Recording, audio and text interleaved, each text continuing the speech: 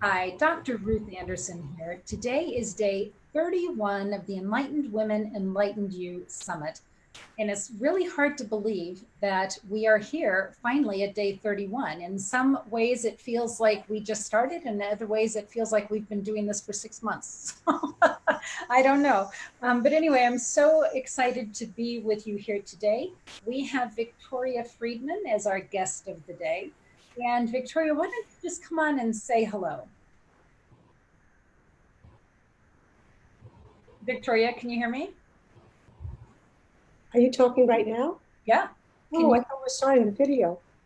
Oh, so what you'll want to do, you'll want to turn off Facebook so you're not caught between the two realms because they're seconds away from each other. It'll be confusing. Do you want me to get out of Facebook right Get now? out of Facebook, but stay with us. Okay. So now can you see me? Victoria, can you see me okay? No, not yet. Hold on. I can see you perfectly. So I know that you're still with us. Here are my glasses here. Sorry. We're not watching the video now? Not yet. We're saying hello to you first. Oh, okay. I'm sorry about that. So why isn't it showing? I don't understand. Oh, there I am. There we go. Okay. Now you can say hello to folks. Okay. Okay. Hello, everyone. Whoever's here, I'm so happy that you're here. I'm really excited to have you listen to my recording, my video that Ruth was very, very gracious to provide a platform for, since I haven't spoken a lot about this and I'm not any kind of an expert, truly. Not that any of us could be an expert on this, but so I hope you enjoy it and come back and we'll see what emerges from there. Perfect. Thank you. And Terry Angel, would you please set our intention for today? I would love to. Good morning or afternoon, actually, and welcome. Day 31. Our intention today is that we all integrate this beautiful experience of learning, supporting, and growing closer to each other, fully feeling into the oneness and never ending love we share. May we embrace each other and connect to the source inside, freely and fully allowing each one to mirror God in each moment. May we understand that there is no separation. The now is all there is. May we feel the blessing of the angelic realm and Divine Mother as we process our experience, letting it bring us to that place where walls fall away, judgments dissolve, comparisons end, because we are all one. Eckhart Tolle says, in the stillness of your presence, you can feel your own formless and timeless reality as the manifested, unmanifested life that animates your physical form. You can then feel the same life deep within each other, humans and every other creature. You look beyond the veil of form and separation. This is the realization of oneness. This is love. And so it is. Thank you. Thank you so much for setting that intention. And let's go ahead and enjoy our video, and then we'll come back for questions and comments.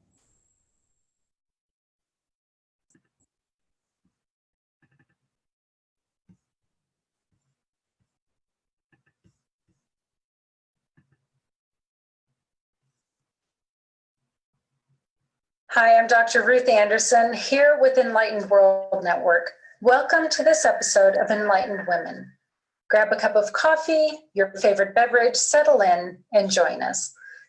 Enlightened Women is a show about women who are consciously awake and choosing to fully embrace life. These are real women, living real lives while walking in spirit. Archangel Michael has asked me to share some of my understandings during these summit videos, but not to the extent that he is requesting of me today, the culminating day of the Enlightened Women, Enlightened You Summit. I've been doing some work understanding my past lives and the impact they have on my life now. I had one horrific past life where I did horrible things. In this particular past life, my actions, including murder to receive love by a very flawed man, were in complete opposition to my soul. I saw that a part of my soul, representing the divine feminine, splintered and left my body during that lifetime. I am now working with Divine Mother and God to reintegrate that part of my soul. I'm learning that part of this healing and reintegration requires forgiving myself. During this segment, we've talked about the grace that comes from forgiving others, but we haven't discussed the benefit derived from forgiving ourselves. I don't mean just wiping the slate clean out of convenience or denial, but looking at the behaviors, understanding the motivation behind the actions, and making amends with anyone who was wronged, including asking your own soul for forgiveness. My seeking forgiveness sounded like this. My beautiful soul, we have been connected for a reason.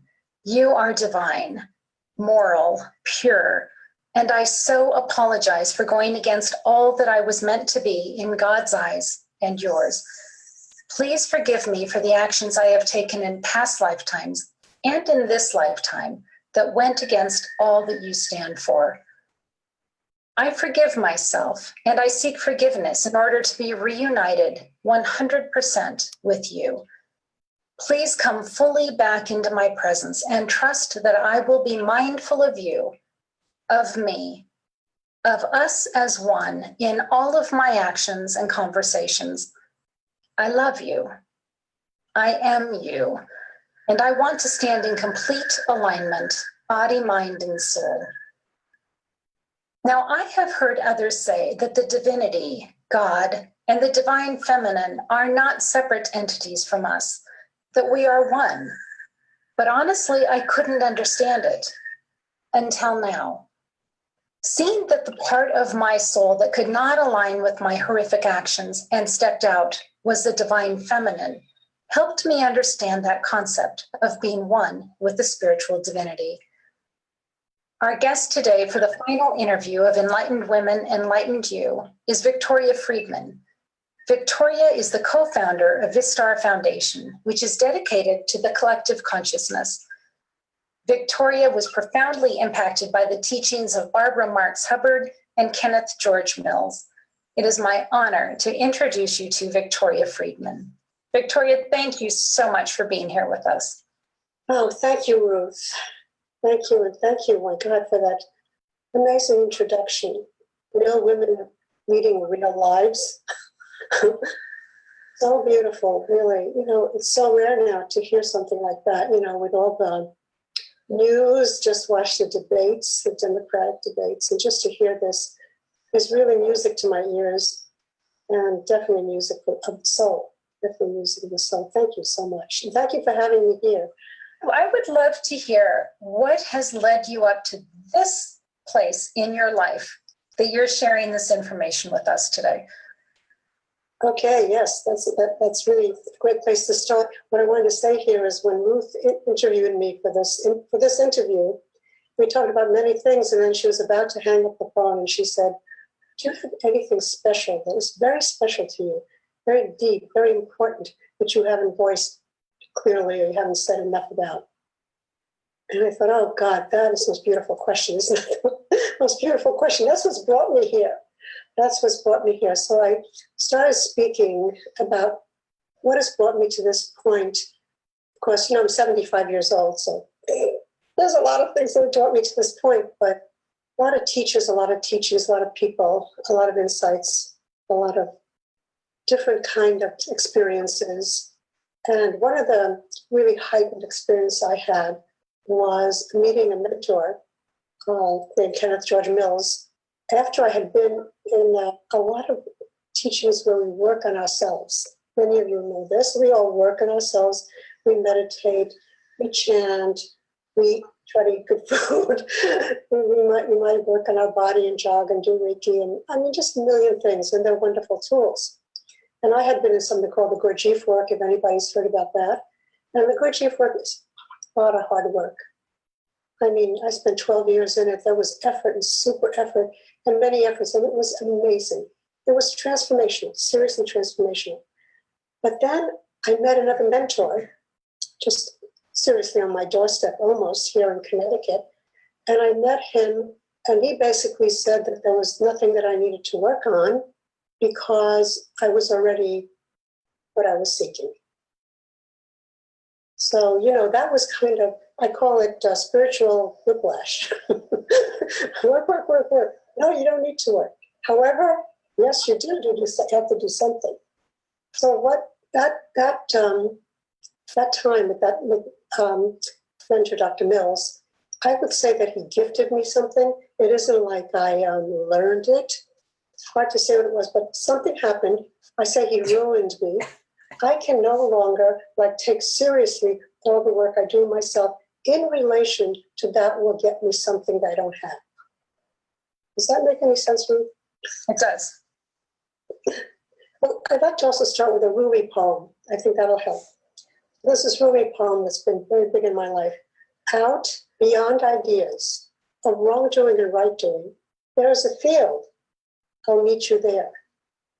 When the soul lies down in that grass, even the term, the other, makes no sense. So we'll come back to that a little bit, but that poem kind of informs us, what could that mean? Out beyond ideas. So whatever we're talking about is beyond ideas. We know that.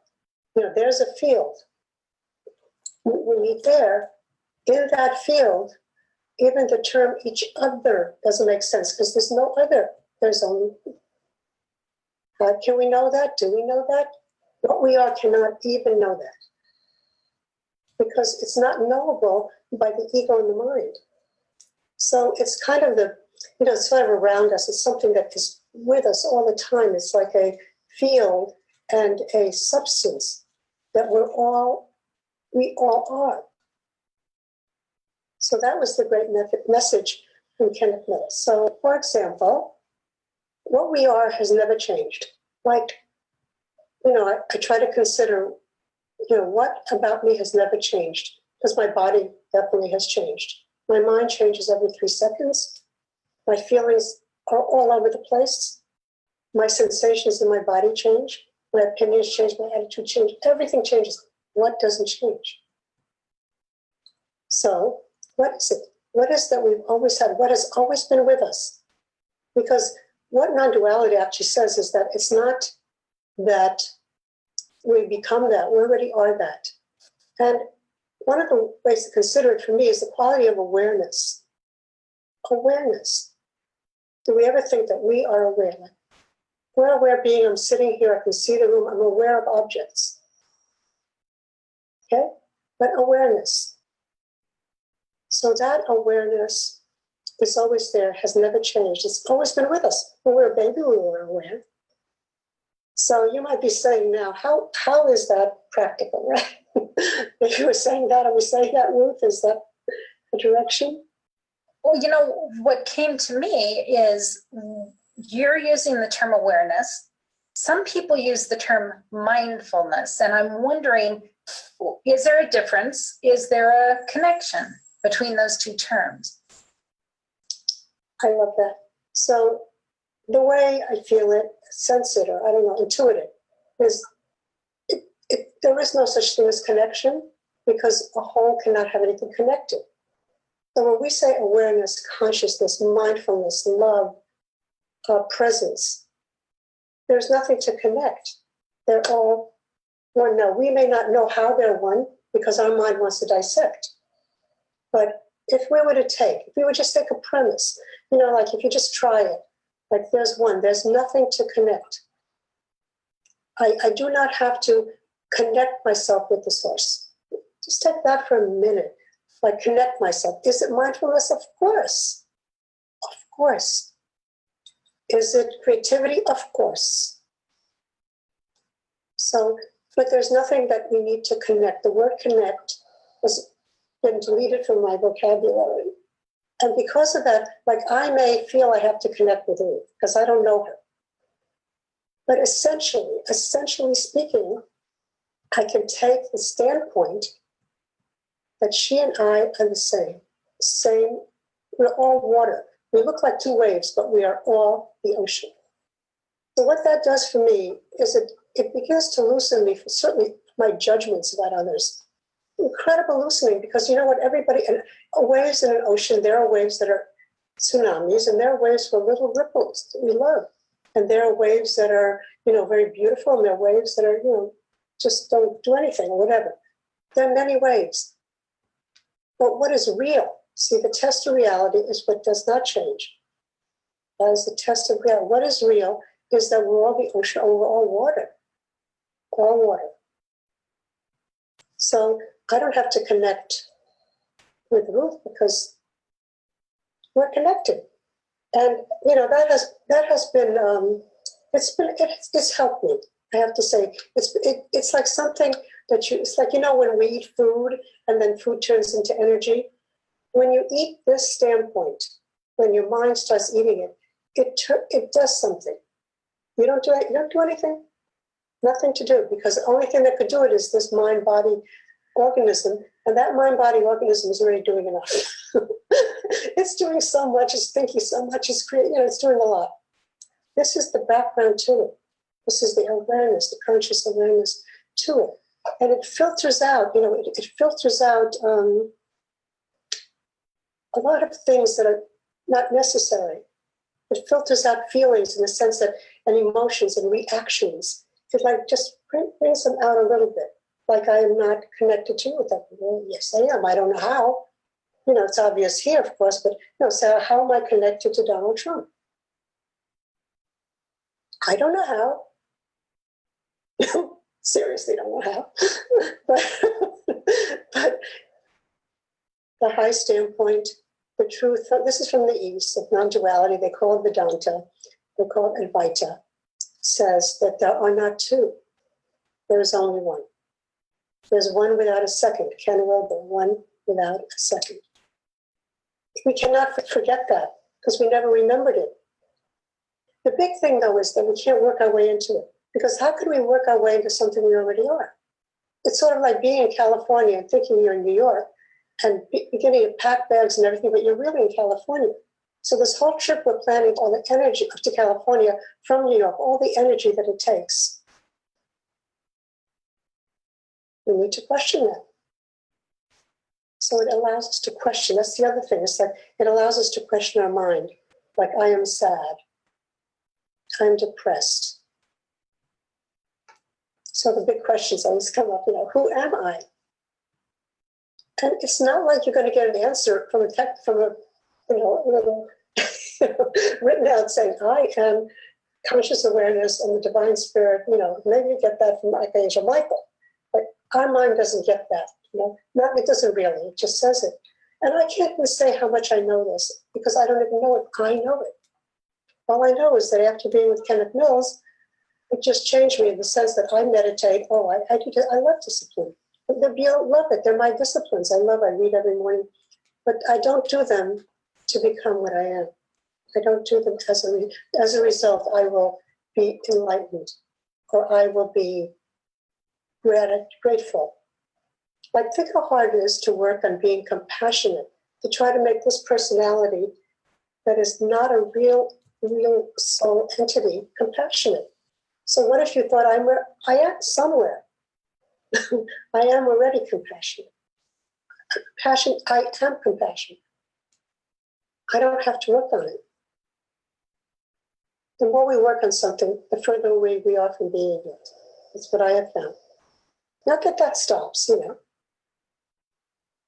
So, Victoria, I can hear people's brains being stretched from here.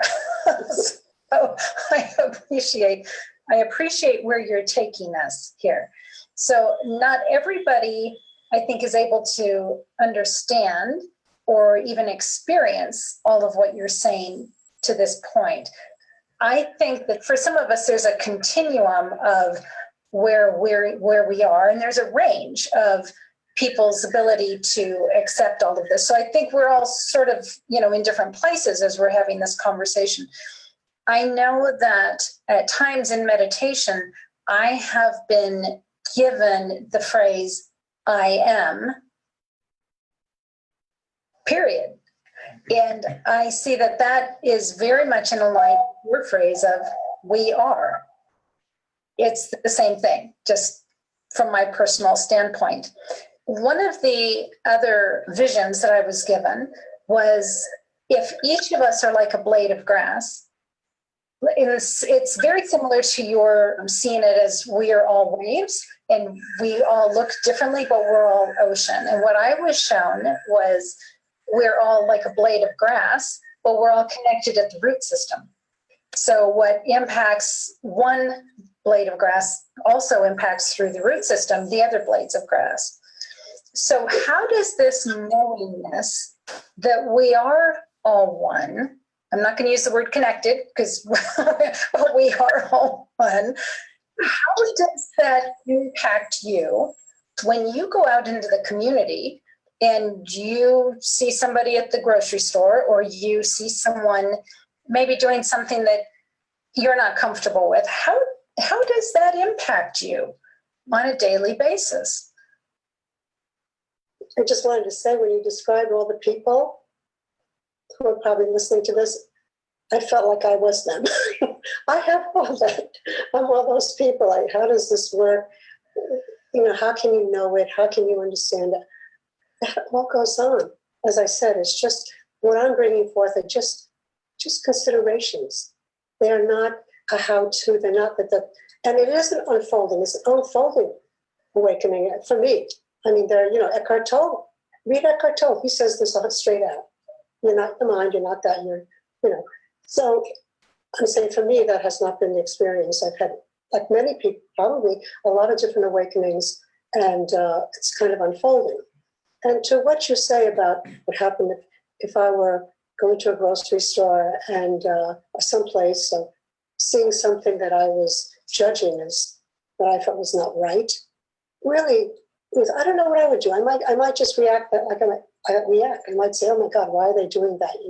That's not the right action. I might do that. I might maybe remember something or just shift my attention a little bit to something greater. That whoever that is not just what they do. They're not what they do. There's something much greater. Mother Teresa said she was serving God in his most mistaken form. Human beings that were really in a bad place. God, and they were mistaken that they were, sick people. That's a mistake because they're really not sick people. That's just the body that's sick. So now I might have a thought like that. What it would do to me, maybe it would create some space. It creates space. Like all of a sudden you feel a little spacious and emotions kind of tone down. And then sometimes a sense of love comes out, a little bit like that. So it's a very subtle feel. Everybody's been in and out of it a million times. This isn't like it's something, we all kind of, it's just something that for me, is something like given to me, and then it just has been growing. Like I read a lot. I'm like a non-duality junkie. I'm a non-duality addict. So it's like that. And so it kind of relaxes the mind. It relaxes the mind and it's not as involved because it's kind of, maybe it's not quite the way I think it is. Maybe it's not everything that I know. Maybe there's something more. The sense of spaciousness, the sense of silence, space around us. So also, like, for example, identity. Identity. The big question, the question, who am I? What am I doing on this earth? What is the purpose of life on earth? What is the purpose of human being over here?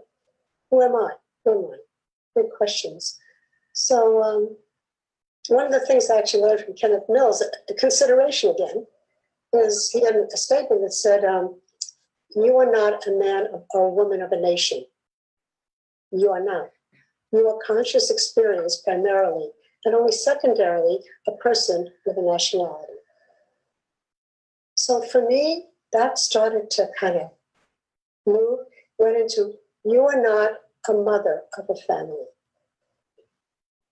You're not a mother of a family. No, you're not. You're a conscious experience primarily, and only secondarily a mother with the role of a family. You're not a grandmother. No, you're not. The conscious experience primarily. How that affected, I cannot tell you. I would take a long time really to tell you my relationship with my children. And all I just think of, do I feel like a mother? Do I worry about them more than other people? Yes. Do I advise them too much? Yes. All that goes on. It goes on. It's not stopping anything. It's just seeing that. It's a vibratory frequency. It's the hum of I. So like you think, okay, I'm not, take that for a minute, try it on once in a while. I'm not a mother. What can happen? I'm with my granddaughter and I'm not a grandma. I'm not going to ask her how she did on this and how she did manage brushing her teeth. I'm not going to do a lot of things. So what's happened is it's opened up space in those relationships where they're my friends, and that can come about naturally. People that are evolving naturally begin to feel that. They feel a different relationship to their family. They feel some kind of wise elder or something, or somebody who's in a different position. So all those things, it really has helped me with a wife and a marriage. Big. Wife and I'm not a wife in a marriage. See, and then it isn't like this is in isolation because it brings up inquiry.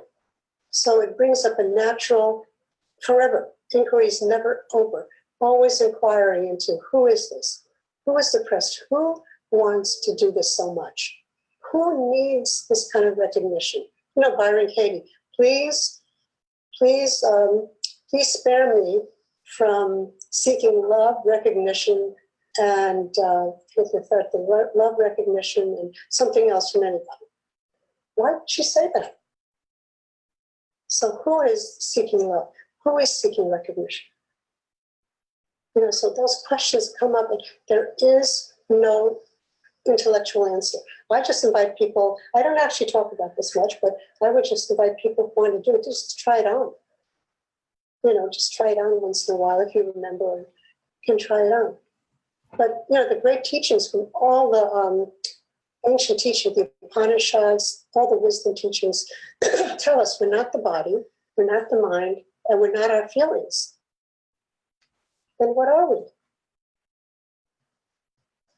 So with non-duality, I understand what you're saying about you and I being one, that we're one with everyone.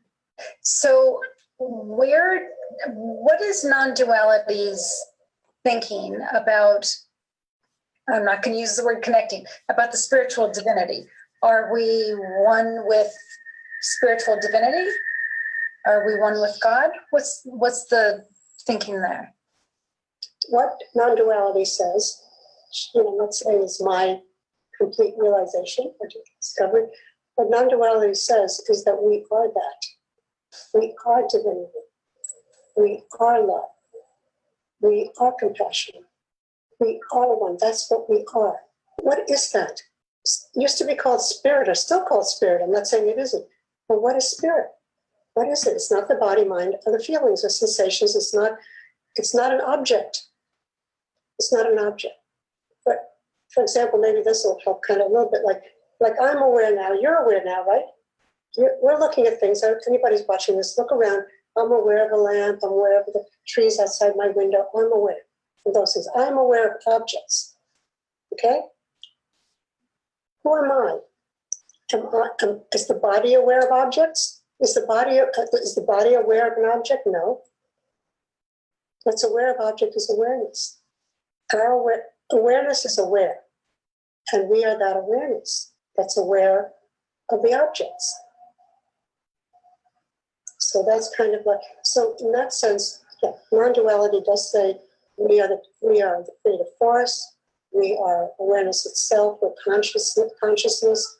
So imagine a screen and a movie is placed on it, right? You go to the movie theater and you're watching the movie.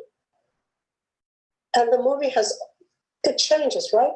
It has sorrow and pain and love and compassion and anger and murder, everything on that screen. Life is on that screen. And we think we're a character in the movie. We think I'm Victoria and I am in this movie, but we don't know it's a movie. We think that's us. We think that is us. But we are not a character in the movie. We're the screen. We're the screen that the movie gets put on. We're the screen. We're an open screen. We're awareness of everything's awareness. We can't find. It's hard to find a person, actually. It's really hard because all it is conditioned behaviors, learning things, talents, skills. But it's all held up or held in by the screen, by that conscious awareness. So, Victoria, you've shared how, as a mother, as a grandmother, as a wife, you use this philosophy of your spirit first, and the rest is secondary. So, if the person that you're interacting with doesn't come from that same vantage point, do you do anything differently, or you just go from that vantage point anyway, and then that's what causes your interactions to go one way or another? Are you asking that not knowing, but just, having that standpoint available? And with my daughter and my granddaughter is 17, she certainly doesn't know, although we've talked about it, but she is not interested in that. She's 17 years old, she's going to college. It doesn't mean anything. Like I don't particularly feel people need to know that or do it. It's just something that's inside of me that can alleviate some suffering. And, it gives me, again, it's not something we can understand. I can't tell you I understand this. It's just, like spirit. Some people, you can say, well, spirit is, with me. You can't really use that in the mind. It's not going to work that way. So it's just something that I would say is like a deep intuitive positioning to some degree. And some people are stable in it. There are people who write from Non-Duality, many, many books, look it up, and they have a stable point in the Adyashanti. Anybody ever wants to listen to Adyashanti, Rupert Spira, amazing people, So they are stabilized. Something happened, like they're told, stabilized. I cannot say that about me. I cannot not say it, though, because I don't even know. I just know it means a lot to me. And it's very, very helpful, even like an illness time. It's just helpful to know that somebody somewhere, and I read those things, tells that we're not just this body and mind, and that our events in our lives are not our whole lives, that we have a consciousness and awareness that's here and has been present and will always be present. So that is like it's a very good message to me. As I said, when I heard Kenneth Mill's message after working on myself, and it's great to work on ourselves because a lot of transformation happens. And I wouldn't stop that in any way, but when I heard that message, I thought, I think you only can hear it after you've worked yourself for a long time. I don't think this is just for everybody. I think that if you've worked on yourself a long time and you begin to even consider, this is why consider means come from the stars. That's why I use that word a lot. Consider that no amount of work is going to get us there. No amount. You don't have to be good. You don't have to be a perfect person. You don't have to never be angry. You don't have to work on being compassionate and grateful and loving. And actually, you don't have to love yourself. Yourself is love. So to try to love what? You don't have to try to love spirit, and the spirit is love. So you see that love yourself, and then people go like, oh God, I can't love myself. I have so many bad thoughts about myself. I really beat up on myself, and I do all those things. I'm self-deprecating. That's conditioning. Material thinking. Does it feel very real? Oh yeah. Is it always there? Oh yeah. Watch Gangaji. She's amazing too. Gangaji, amazing, amazing proponent of this. And so that's there. That is there. Nothing said. There's no question about taking away any of those thoughts. because they are like mechanical things from, again, conditioning and all the stuff we learned and something we took on. So how, why would we try to change them to be positive? We are positive. So we breathe that in, like, okay, doesn't seem like it right this moment, but life is positive. Love is. Love is. Grace is. It is. It's reality. The rest is what they call, and we say in the Eastern things, illusion. It's not illusion, it doesn't exist. It relatively exists, but it's not all of it. And the whole, of course, it includes that, though. That's the thing, it includes it. Awareness includes all that. There's nothing, how can our awareness, we're aware now, how can that include everything that's in my room? It includes everything but my eyes, using my eyes. So it's the definition of inclusiveness. It's whole. It's whole that nothing can be added to. Cannot add to whole, cannot take them away from whole. People say, we're whole, and then they say, well, let's add 10 more people to our wholeness. But if we're whole, whole is whole. Now, if we're whole, we're whole, nothing needs to be added. What we are not doesn't need anything, doesn't have to give anything. It's awareness. It's a field of cognition. So it isn't something that needs to be worked into, and it does not need to be added to. It's not. We don't have to add to it, or we don't have to take anything away. We don't have to take away our bad feelings. They begin to fade because of a lack of attention. They begin to fade. They're just softer. They're just softer. They're just not, because we're keeping ourselves in the realm. We're considering wonder and love. That's what we are. We don't have to work on it. I love what you say about the attributes: kindness, love, compassion, grace. And for a class that I was taking, we were to think about one of those attributes that we really wanted to be. And of course, you're saying we already are. But for this class, we were to think, what do you want to be? And what I really wanted to be was abundant grace. So for this class, we were to refer to each other by those things that we wanted to be. And when I really thought, as I went through my day, how would I react if I was abundant grace? Then my reactions were different. The things that I said were different, and the things that I thought were different. And I felt myself coming from this place of expansive love and acceptance. And so for our listeners, just even to put that in their minds of, I am love, I am compassion. And coming from that place that I am compassion, how am I going to react at this moment? That was totally gorgeous when you said, what if I was? I said, just take away the if. Take away the if. So what if I was? And notice, like you're saying, how would I act if I was compassionate? How would I act if I was compassionate? This field, this awareness, is compassion itself. So it is involuntary. There would just be compassion. And this could sound very Pollyanna-ish. I'm hoping it doesn't, like, oh, I'm love, I am the world, I am, rainbows and butterflies, and, no, it's a conscious awareness. It's a shift in consciousness. It's a realization. It's a discovery.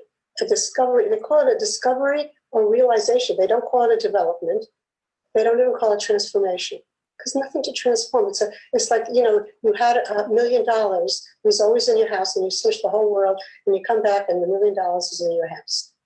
We already are that. We're born that way, and apparently we stay like that. That's what we are. We cannot change that. It doesn't change. It means unchanging. You hear the words like unchanging, like,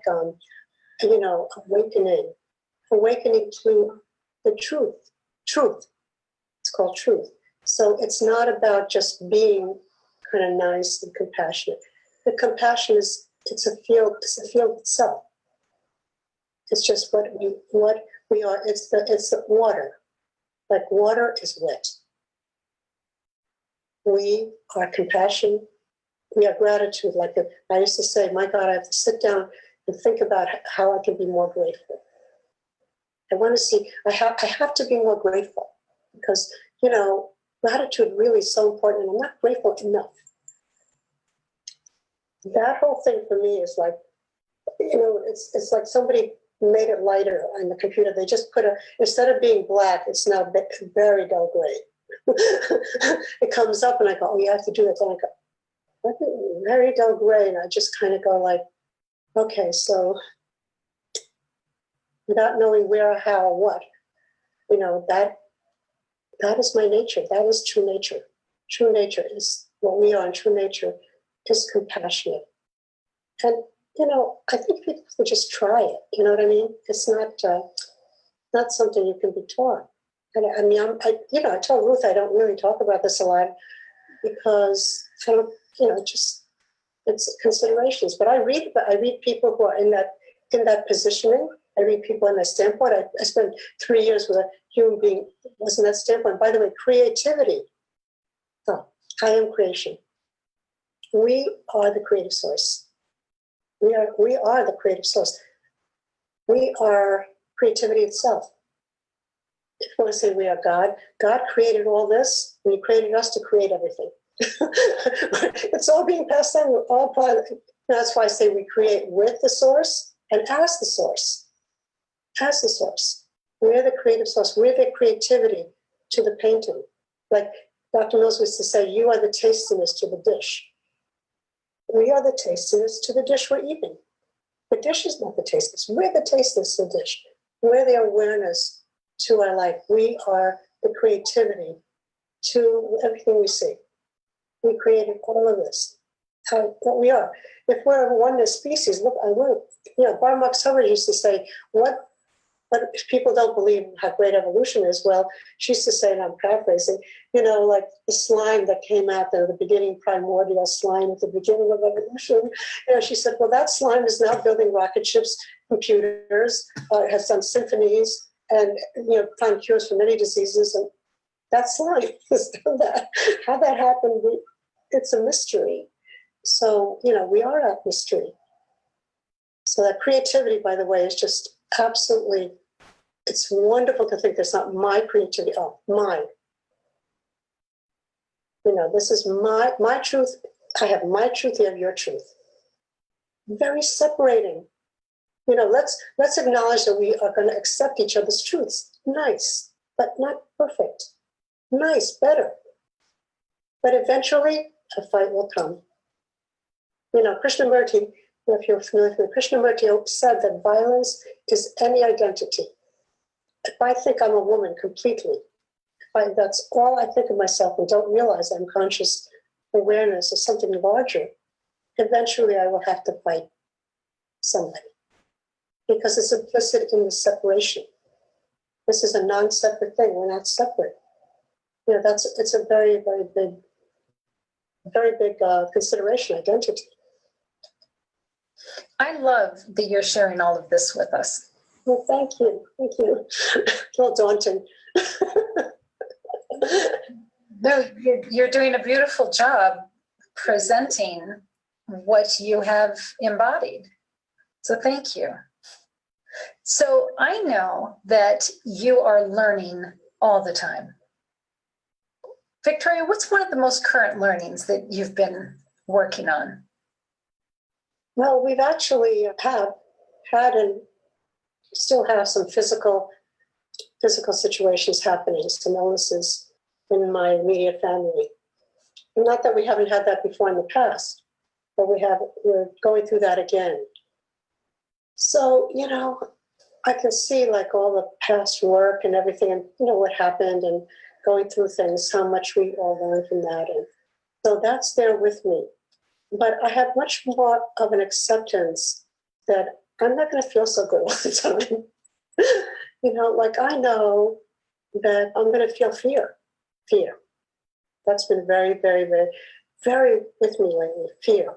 And so, you know, in reading all this, these people who exemplify the non-dual standpoint, a lot of information, and a lot of people are saying that in the spiritual world now, so stay with it. And so, you know, just that feeling of like, sometimes I go, don't even distract yourself, you know, don't go away for the weekend and just stay with this. This is such an opportunity, you know, just stay with this fear. What is it? And, you know, it's death, it's fear. So that's what I've been doing. And it does make it more bearable. And it does have a sense that there's something greater because I'm staying with it. I say I don't want to run away from anything. It's not even easy. But, you know, I'm so conditioned to run away from it. I'm so conditioned. I mean, I could, you know, get on projects, you know, do emails, go out, garden, all that stuff. And I'm not saying that's bad, but underneath, I can still feel it. That feeling is there, and it's a feeling, and I'm very much aware of it in the body as a sensation. As a sensation. So what's that? It's a sensation. I mean, that's all it is. It's much more than that.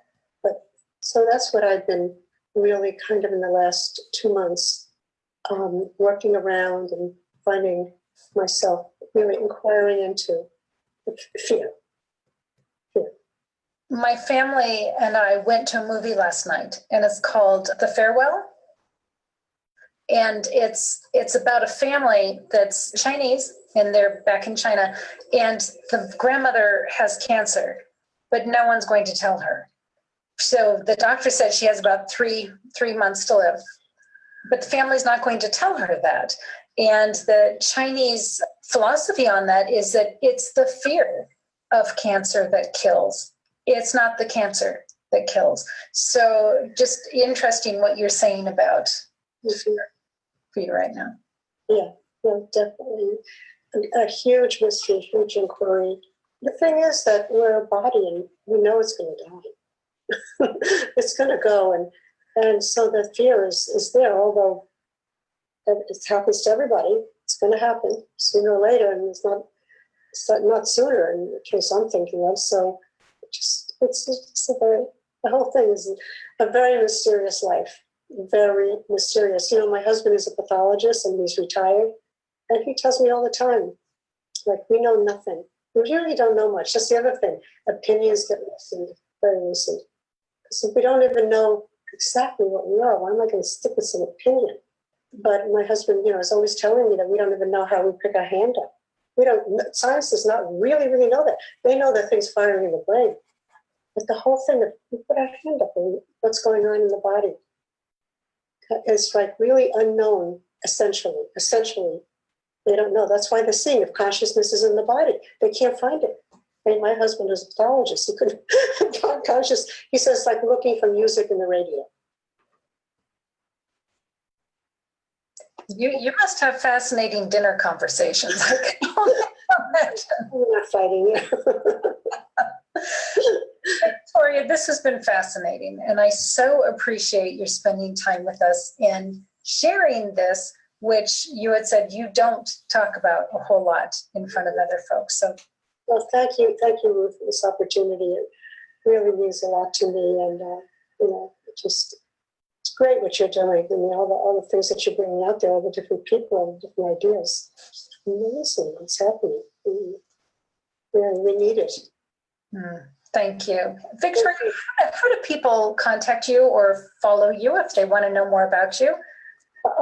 You can go on our website. It's www.vistar, foundation.org. It's www.vistar, foundation.org. You can go on my Facebook page, Victoria Friedman, Vistar Foundation Facebook page. And of course, you could just email me at info@vistarfoundation.org. We are doing a lot of different things, including this, with this, you know, this. And so it'd be great to hear from anybody who is interested in making contact. Well, Victoria, this has been a fascinating end to our summit. So thank you so much. Thank you.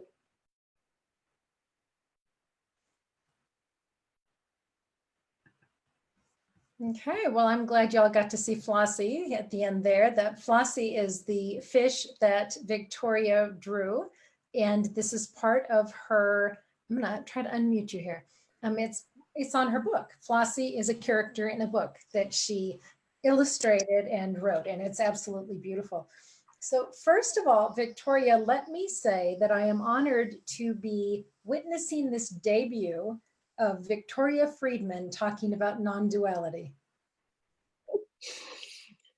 Oh my God, Ruth, thank you.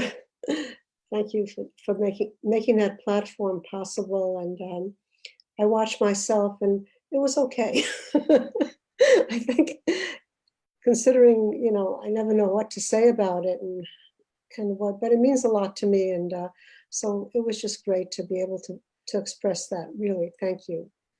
I hope that you can look at that and be proud of you for really, I mean, you synthesized, I believe, years of study.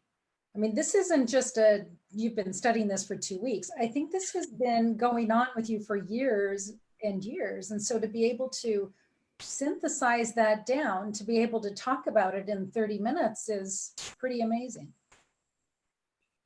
Yeah, that's true. I guess that's true of everybody on your summit. We've all had there's so much, input into what we are and what we do. I mean, there's so much sincerity and so much dedication and so much, oh my God, contemplation, everything. I mean, we all are really, I always think of that movie Close Encounters, like we're all being pulled.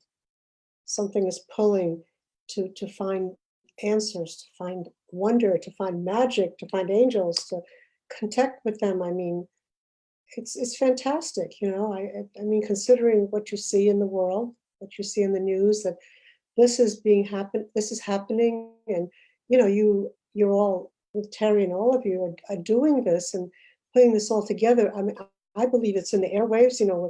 We're interested in collective consciousness, and I think it's so important what goes on in the computer, what goes on, the frequencies, that that comes out like this, that as we call it, the hum of I, the consciousness that comes through everybody on things like this, that is, making a difference in the world. I mean, I can't imagine that it wouldn't.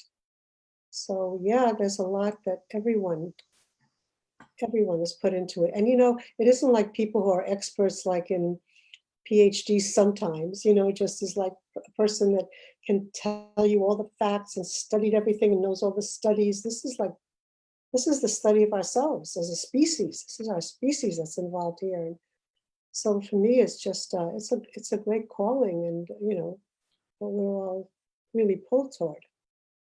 Yeah. And before we go on, please tell me who painted the beautiful background that was behind you in the video? Oh yeah, that was Kenneth Mills. That was one of his paintings. I think at the age of, I don't know how old he was. Somebody will have to correct me. Like at the age of late 70s, 80s, he started painting, and he painted like hundreds of paintings in just in 1 year. And since he had a sense of trust, it wasn't like a trust in any person or himself or talent. It was in trust and trust, because we are trust. Well, our true nature is trust. It's 100% trust. So he would take a huge canvas to manifest that, and he would just start painting on one end, and he'd paint the whole painting as if it was being unfurled right in front of us. The whole painting would just happen, just like that, because all the creativity was spontaneous creativity, which gave such an influence on me. That the only thing that we were ever asked to do is to discover that center, discover that still point, discover that essence, discover our true nature, discover water, discover the water that we are. And from that center, everything radiates out. So all the creativity comes from there, from that center. And, when I say we are the creative source, if this, look at just what human beings, this species has done on this earth. I mean, sometimes it is definitely used in ways that are not productive. But evolution is messy, so I don't know the answer to that. There are a lot of people talking about that now. But that creativeness that we are it's really unbelievable when you really look at it. if anybody certainly doesn't know that God is, I don't know. Because I mean, I always say, here is a pen, like there's a pen, here's a pen. Why don't we just have one pen? Why don't we have one pen for everybody? Why do we need a million pens? Why do we need a million chairs? Let's get a chair. We all have the quality, the things we need to sit on a chair. Some need a little bit more, maybe wheelchairs and stuff, but we have that. Why don't we just have one chair? So why do we have one flower? There's just a nice flower. We get a flower. That's it. We have a flower. So that creative source is just seriously mind-boggling to consider. Start with the universe and go down to the inside of the body. The body is so complex inside. It's so complex. So, we don't even know what skin, we don't know how the skin happens. Like that, that it heals, or why that it's waterproof, I don't know. A lot of things that are great mysteries when we start looking into it. And that's what the mystery is all about. So, yeah, creativity and spontaneous creativity and the painting. And, there were, I don't know, 80 hours of spontaneous unfoldments on non-duality in poetry. There was a group called the Starscape Singers who were an ensemble that sang in Carnegie Hall, I think 4 times, and toured all of Europe, all singing metaphysical things, all through unbelievable creativity. And so I was privileged to witness to this unbelievable unfolding. And Vistar, our organization that we started in 1994, was like that too.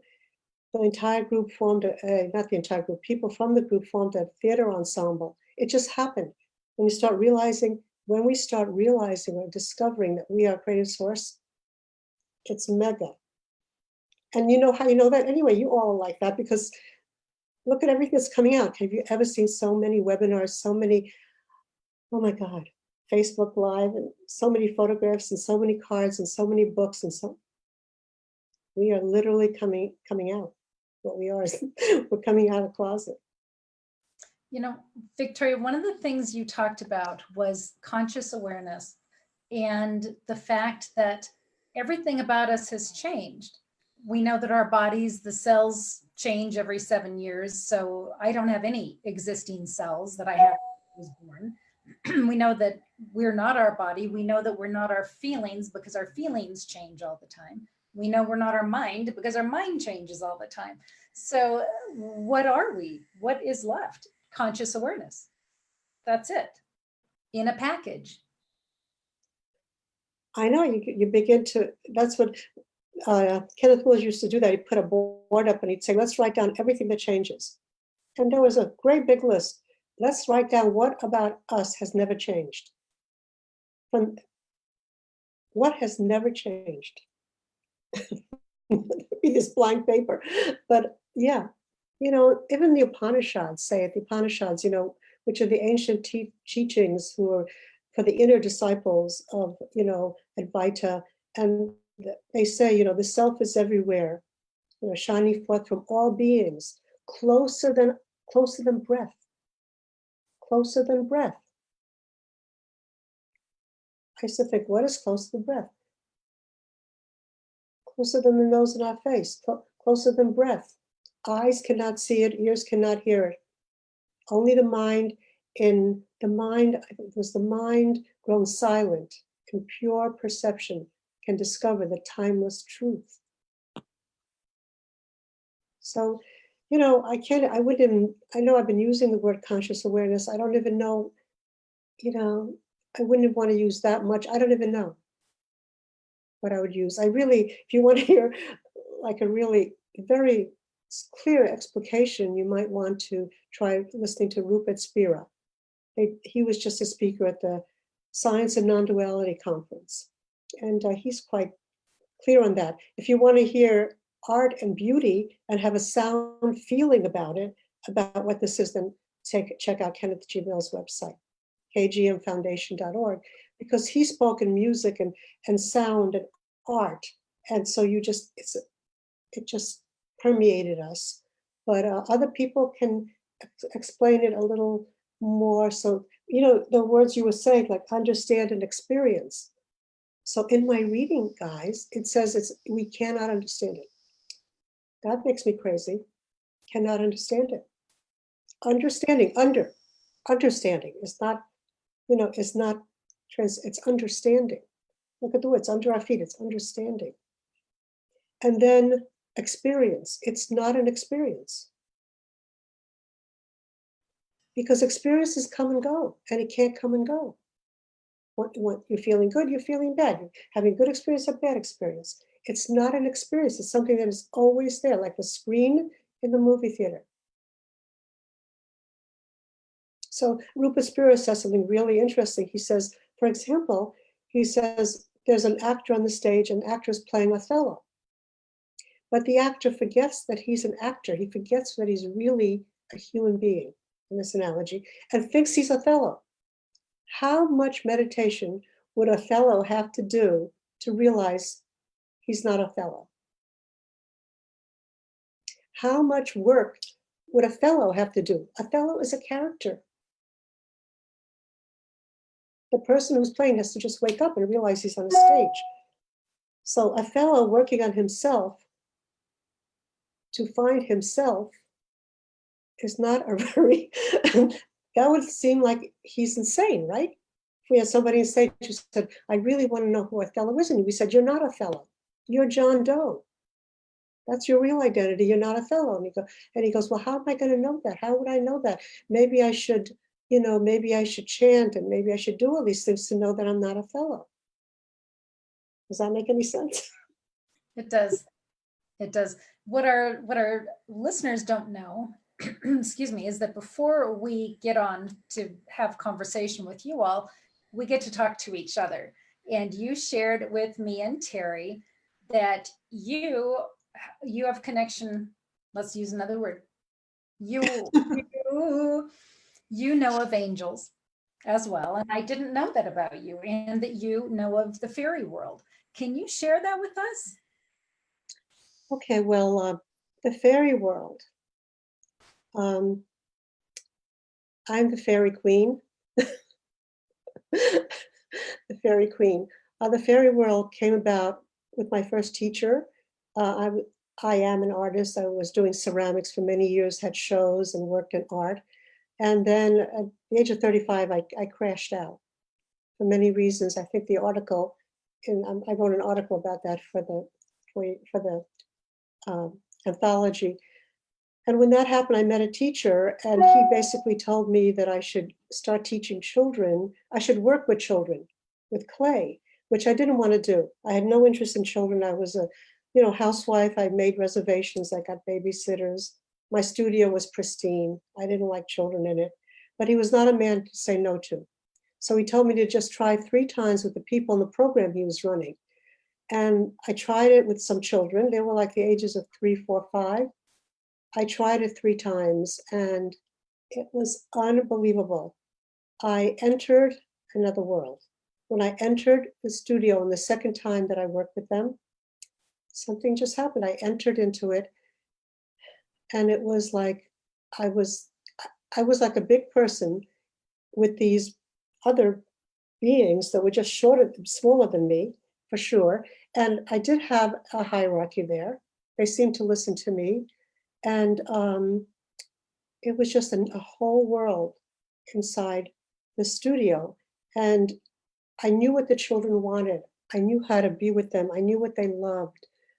I just knew them. And when I called this teacher, Charlie, was his name, I called him back and I said, how did you know about this with children? How did you know that, I'm the fairy queen? Or that's what it felt like. And he said, oh, don't be so excited. He said, when I look at people, the package of seeds that you have, those seeds that we all have. And on the front of the package is a picture of a rose, and the back of the package is the directions. He said, when I look at a person, I see the picture and the directions. So he put me into Spirit Club and Clayway. I had a studio as an artist, lasted for 15 years. And I started studying Rudolf Steiner, which I kind of knew the minute I started reading it. And I really was able to enter that world with the children. I can still do it actually, if I'm there. And when I say entered that world, that's what I mean. The funny thing is, once you're there, you're just there. There's just the wholeness of it. The wholeness of it includes incredible little fairies and magical things. And I studied it. I mean, I learned about it, and I worked with the children. And we built towns for the fairies, and they showed me the footprints of the fairies, and I got messages from them, messages from the fairies, and children helped me a lot with that, and I couldn't do any wrong. And this man, my first teacher, Charlie, he worked with me on it, taught me how to stop disciplining as a teacher or a person or a mother, but to allow things to happen and find new ways to come to be in that frequency. A lot of different things have to happen. Very cool. Thank you for that. And so Spirit Club was for children and they would come. What did you teach them there besides working with art? Where was the spirit connection there? Oh, love your questions, Ruth. Thank you so much. Well, the mission, the fairies told me, for Spirit Club was to discover the wonder of oneness. Discover the wonder of oneness. So the children, when we started, were 3 years old, and I took that very seriously. I was 40, 50, so I started working with that in the classes. I would say, so how are we all one? I know we all look different, like we have different, color hair and different eyes and everything. We look different and we sound different, but how are we the same? So the first time I asked that question, they all got very quiet. And this little girl, Ava, she raised her hand, and Ava just actually applied to college and wrote her college essay on Spirit Club and me. But Ava was very precocious, very precocious. The children were completely evolved beings, because who would send their children to Spirit Club? So she raised her hand and she said, we all poopy. That's how we're all one. We all poopy. Oh, that's true. Well, after all my guidances and getting all this ready, all I can tell you was sitting on the floor in Spirit Club, which we built. It was a natural structure. And all the children fell down on the floor and started laughing hysterically. I fell over on my side and started laughing hysterically. And that's when I knew that we were one. And then I better not talk about it anymore for a while. By the time they were in the 7th year and the younger children were there, the 6-year-olds, they knew they were a religion. They knew that it was different, that I think might have meant something different to them there. But the contents, we did all the religions. We'd love to hear that. We did everything. We did Buddha, we did Jesus and Muhammad, and we did them in story form, and we did artwork with them. Remember, it was over a long period of time, so there were a lot of projects and a lot of festivals and a lot of things that happened. And basically, it was just a very different sense of who I was when I was there, very different. And when I would leave, it would not be the same. And it's still there. The magic kind of continues. It does. It's just still there. Well, and there's such a need for that kind of awareness. Oh, So I do hope that you will continue to find a way and pave a way to bring it back into the world again, because there really is a need. And I am hoping that Karen Palmer and Sharon Rhea might be a really positive way for that to come through. And of course, at Enlightened World Online and Enlightened World Network, if you wanted to put together filmed podcasts of you doing this, we would be so happy to syndicate that. thank you. Yeah. Thank you for that encouragement. Yeah, see, we did it. It was live. Met every Sunday afternoon and after school, and homeschoolers in the morning. So it was in my studio. And now, all these years later, to try to put it online it's something that I'm going to need a lot of help with. And by the way, I had everybody here could be in Spirit Club because my Spirit Club had guests. So like Barbara Marx Hubbard came to Spirit Club. I have a video of her in Spirit Club. So Barbara comes to Spirit Club, she sits on the floor, and, I say to everybody, this is, my friend Barbara, she's a very special person. And Barbara says, yes, she goes, I am the fairy godmother. And if you can imagine Barbara Marks Hubbard saying that to the children, she leaned forward and she was like this with her white hair. I said, this is the truth if I ever heard a truth. And she looked at me, she said, they call me Tori. She goes, Tori, she says, Tori recognized me and she brought me here. She goes, and I'm here. This is amazing. She goes, and I'm here to ask you, what are you going to do for the world? Wow. I need to know right now what you're going to do for the world. It was beyond amazing. Really, guys, it was beyond amazing. And Spirit Club was founded by the fairies not to teach the children anything. The fairies want the children to come and help them. Help them. So I was just there to kind of organize, but they want the children to help them. The children had a lot of messages from the fairies of what they could do to help adults, to help the environment. It was not a question of teaching the children anything. The reason I told the stories was because they were the stories of our cultures, but it wasn't like I was teaching them anything. I was very cautioned not to teach. I wasn't teaching. I was just, being there. And so people came. So if we did this online, Karen Palmer, I told her she's Nira. She's a human fairy. Human fairies do a lot of things. That's how you know they're human fairy. But all these people came, and Laura Marks Hubbard came, Oscar Moreau Casada, the great shaman, and who was it? Alan Steinfeld with UFOs. He came and spoke to them about the other world. So, like, people with compassion, or you, Archangel Michael, they need to hear that. And see, these children need to hear this frequency. They don't hear it. They don't get it anywhere. Where are children hearing Ruth Anderson? They're not. So, there's all cartoons. And I'm not saying there are people who do great things. I don't really know the field. I don't know the field, guys. I did this at home, did this in my studio, Playway.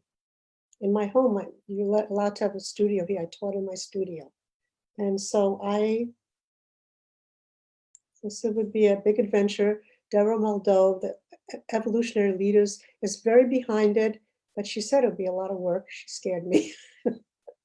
So anyway, if anybody is interested, I would love to go there as soon as we can get this started soon. Wow, very exciting. So exciting. And if anybody is watching this, and if this resonates at all with you, and if you see a way that you could support Victoria in this work, please reach out. So let's ask Terry. Terry, do we have any friends with us over in Facebook? We had a wonderful group of friends today. And I just want to say before I read some of these comments, I wish I'd had a spirit club growing up, because I didn't have anybody to talk to about the angels that I was always in communication with. It would have been wonderful to have had something like that. So yes, I want to see this get going again online and really see it come to fruition, Victoria. Thank you so much. Okay, so we have several comments. Constance Frank is on, and she loved the metaphor of us being water. So she thought that was really great, and she could understand that. Maria de la O says, we are like raindrops creating ripples. And then when you were talking, I believe it was about when you mentioned Trump. Of course, that's going to get a reaction. We had a question, and it's from Constance. And she says, the question is, we are connected to evil. And I think that would take like probably another whole hour discussion.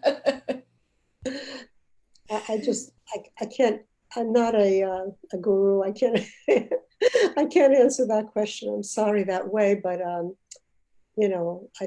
don't consider, I don't really consider Trump evil. My book is that, not at all. Very misinformed, mistaken, but not evil.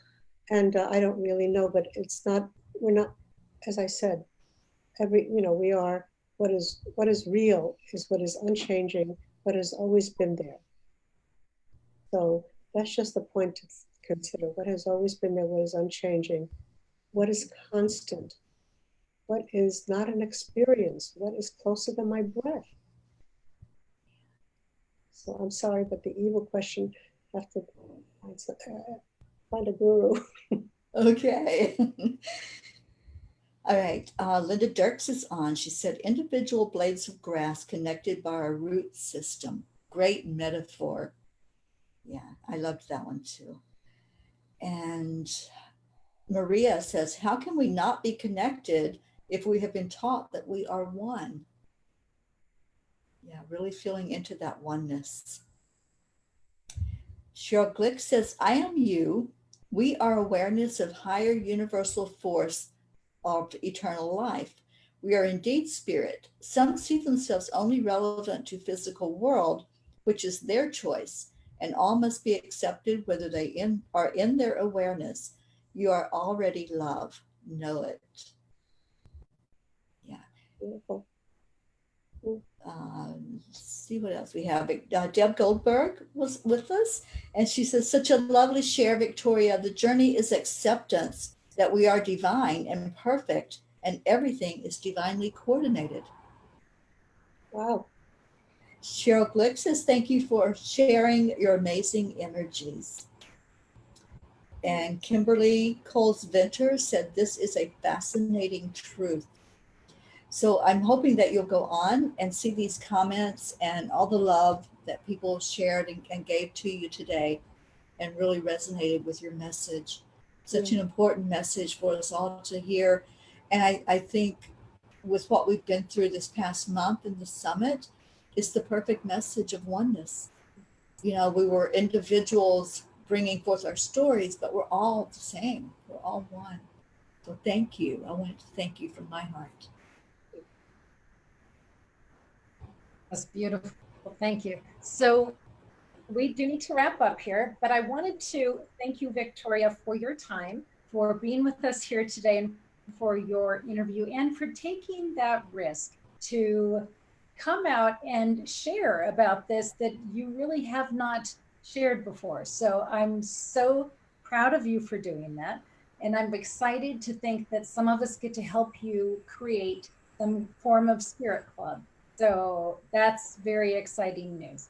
And Terry Angel, thank you so much. And Deb Goldberg too, for standing in as the sidekick on all of these experiences, all of these Facebook Lives. And just to let folks know, if you can, please be with us tonight. It's going to start at 6 o'clock Mountain Time this evening. It's a ceremony of light.